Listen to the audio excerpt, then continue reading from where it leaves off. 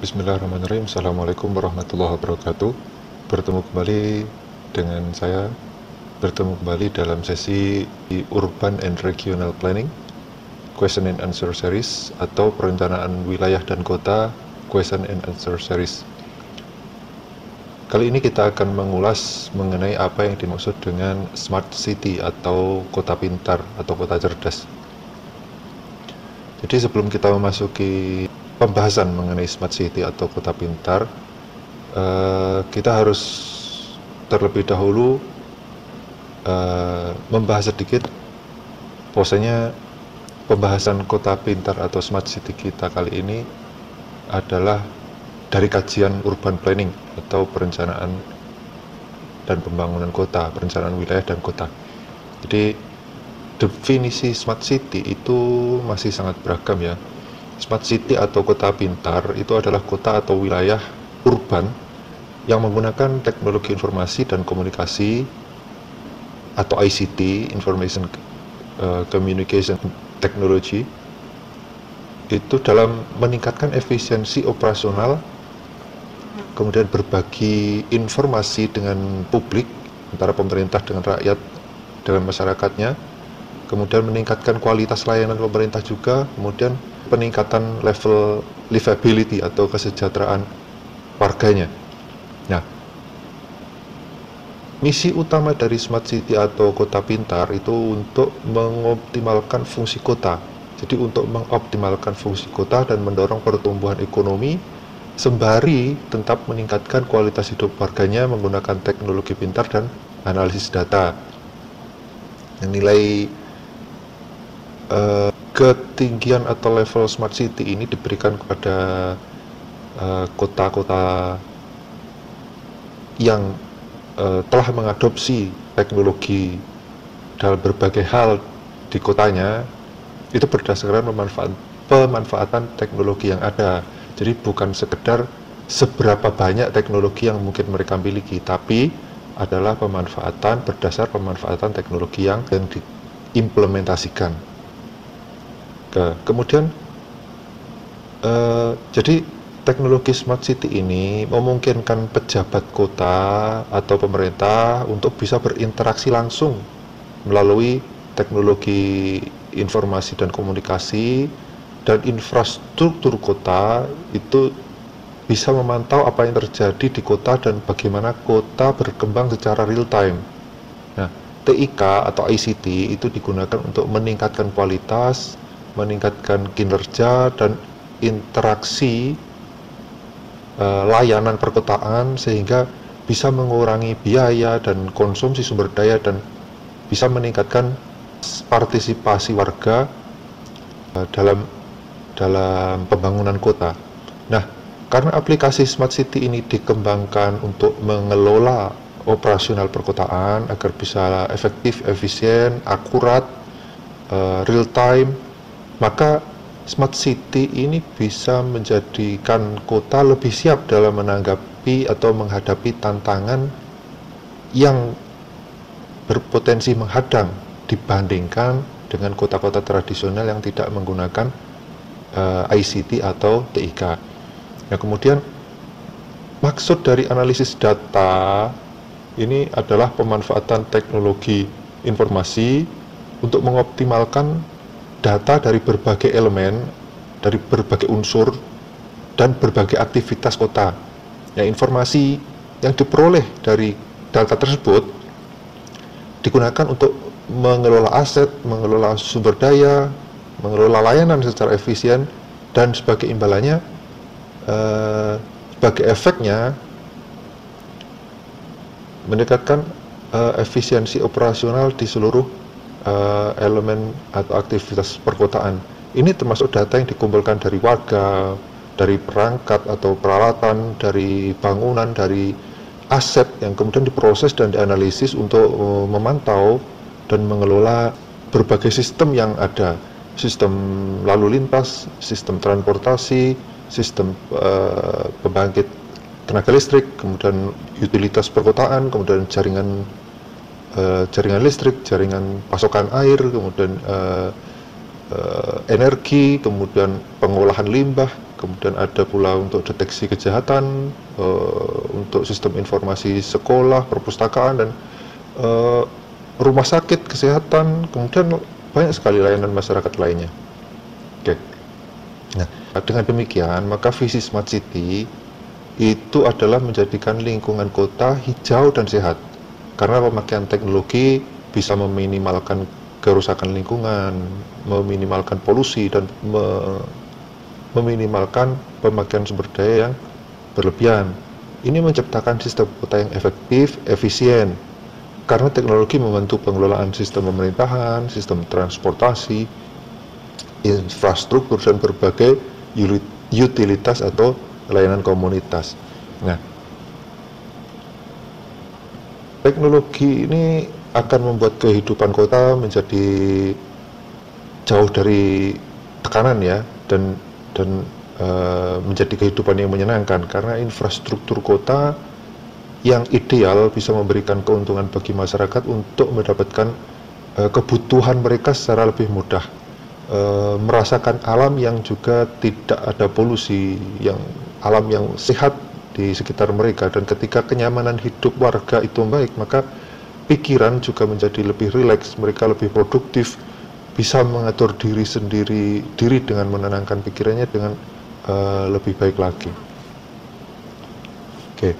Nah, meskipun demikian, definisi smart city itu masih beragam, bervariasi ya, karena banyak hal. Beberapa ahli mengemukakan definisi smart city itu sesuai dengan pengertian dan bidang kajian masing-masing.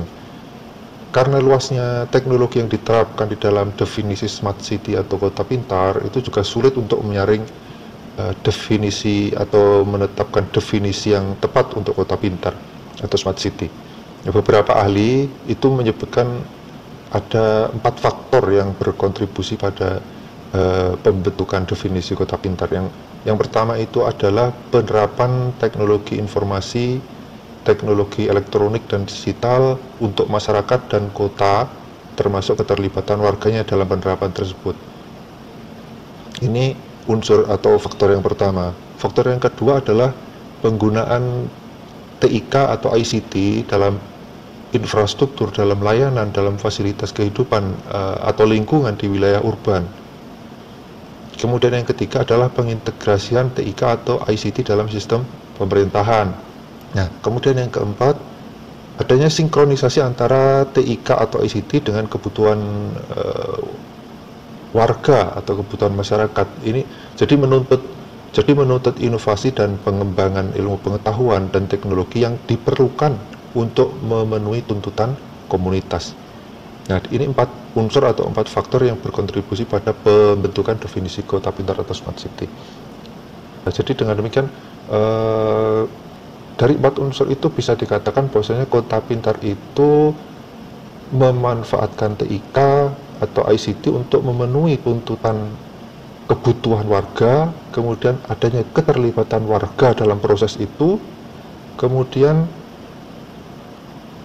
ICT atau TIK diterapkan dalam berbagai sendi kehidupannya, tidak hanya sekedar memiliki teknologinya, tapi diimplementasikan sehingga berdampak positif bagi masyarakat. Nah, penerapan konsep smart city dalam perencanaan dan pembangunan perkotaan umumnya bertujuan untuk mewujudkan pembangunan secara berkelanjutan dengan meningkatkan layanan masyarakat dengan mengintegrasikan beberapa elemen yang ada di wilayah urban tersebut.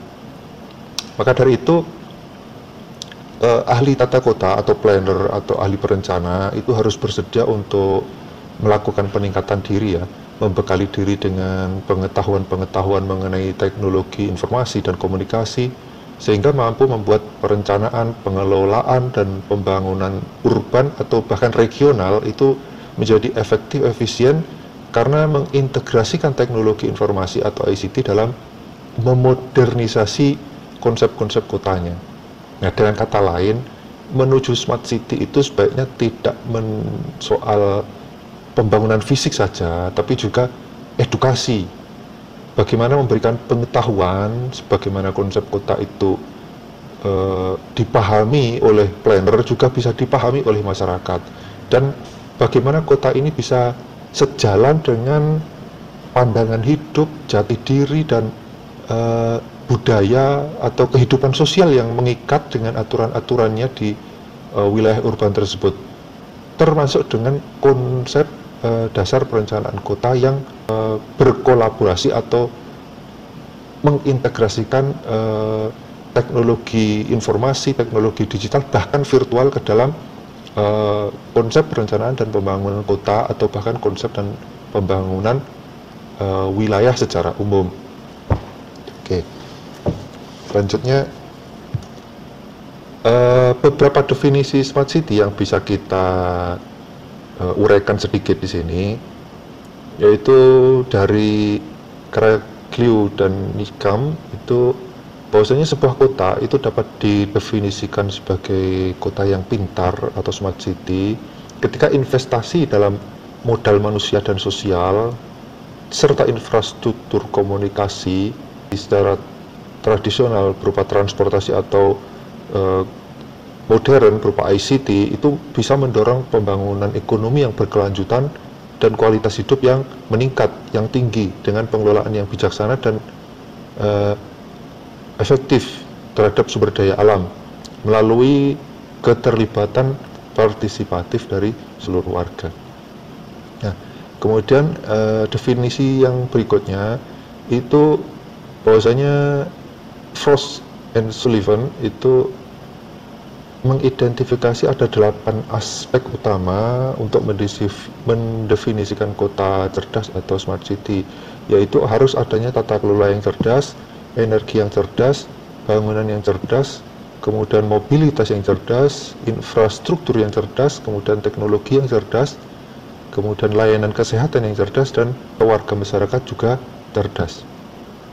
Nah, jadi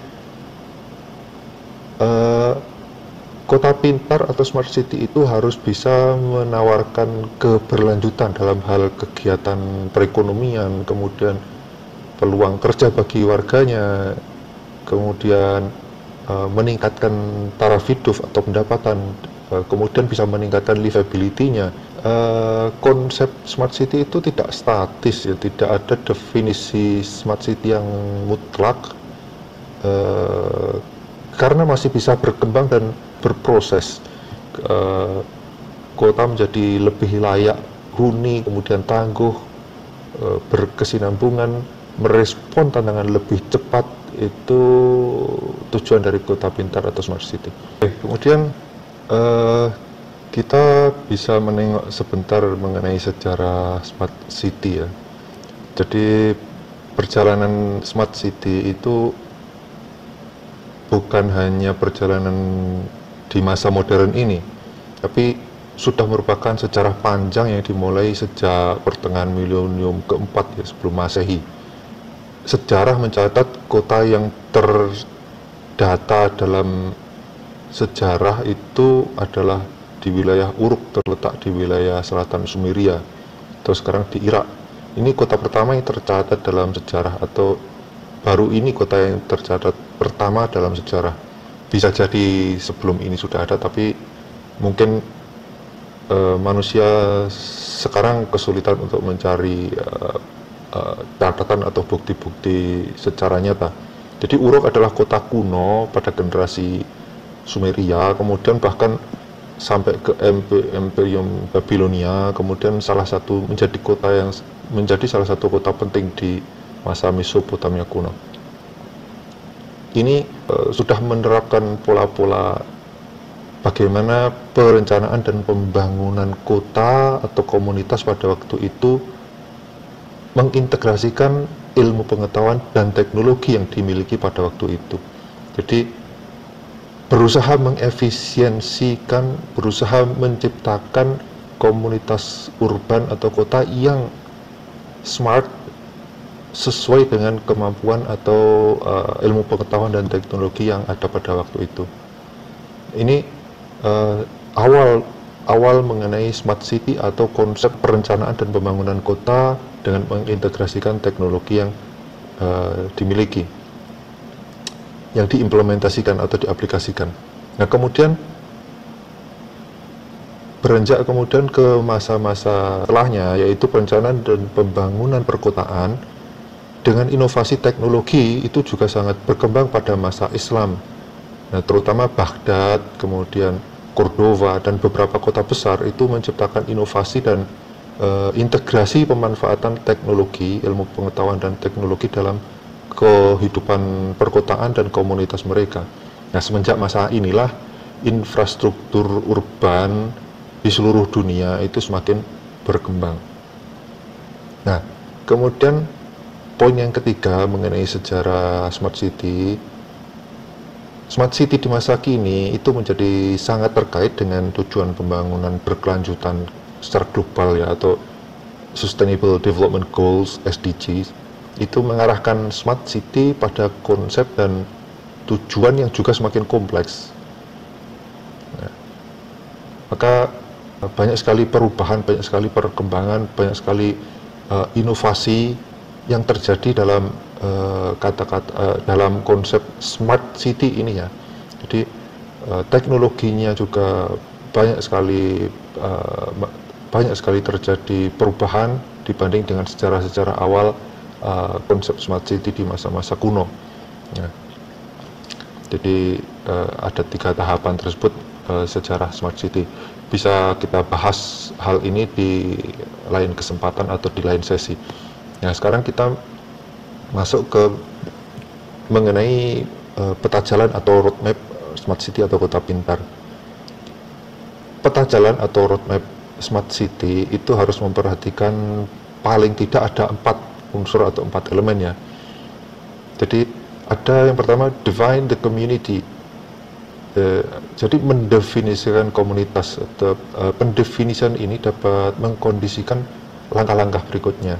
Ini berkaitan dengan posisi wilayah kota tersebut secara geografis, kemudian hubungan antara kota dan desa, kemudian arus orang antara kota dan desa, kemudian bahkan mengenai jati diri dan pandangan hidup komunitas tersebut ya. Ini penting karena bila Anda sebagai planner atau perencana itu salah melihat dan mendefinisikan jati diri komunitas tersebut, pandangan hidupnya atau posisi geografis dan arus hubungan antara kota dan desa atau kota tersebut dengan kota lain di sekitarnya, itu bila Anda salah melihat dan mendefinisikan, maka bisa menjadikan tahapan-tahapannya atau perencanaan yang terjadi bisa tidak efektif, tidak sesuai. Nah, ini yang pertama. Yang kedua, study the community. Sebelum memutuskan membangun Smart City, kita perlu tahu dulu alasannya, mengetahui apa manfaatnya, mengetahui dulu manfaat dari inisiatif pembangunannya itu apa, kemudian mempelajari komunitas untuk mengetahui mengenai warganya, kebutuhan bisnisnya, kemudian atribut unik komunitasnya terkait dengan usianya, pendidikannya, hobi dan lain sebagainya. Dan termasuk juga harus memperhatikan daya tarik kota yang akan kita rencanakan atau kita bangun. Study the community. Kemudian yang ketiga adalah develop the policy. Kembangkanlah kebijakan untuk mendorong inisiatif, termasuk menentukan peran, tanggung jawab, kemudian perencanaannya, tujuan, sasarannya, goalsnya seperti apa, kemudian strategi pencapaian tujuannya itu juga seperti apa. Itu harus dikembangkan terlebih dahulu dasar-dasar atau policy-nya atau kebijakannya. Nah, yang keempat itu adalah engage the civilian, engage the citizen. Melibatkan warga itu dapat dilakukan melalui penggunaan inisiatif e-government, partisipasi aktif warga, kemudian adanya data terbuka melalui acara-acara kegiatan kemasyarakatan, acara olahraga dan lain sebagainya. Nah, singkatnya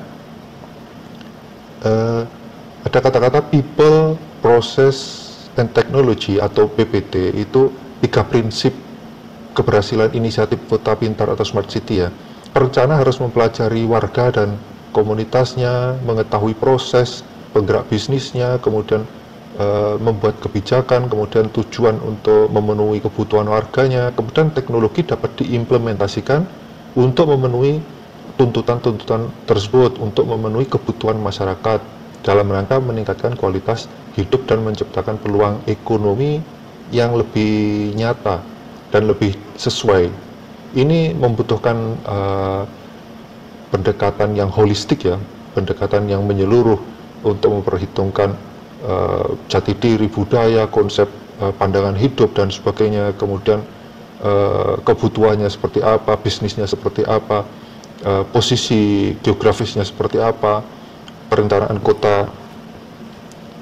kota secara jangka menengah, jangka panjang bagaimana, kemudian peraturan-peraturan yang mengikat dalam pemerintahan, dalam ketatanegaraan atau hukum yang ada di kota tersebut seperti apa, itu juga harus menjadi perhatian.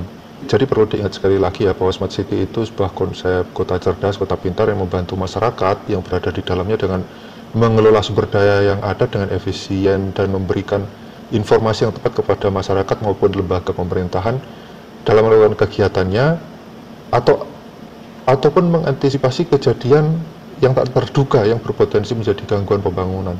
Nah, oke, demikian pembahasan awal kita mengenai smart city, semoga bermanfaat.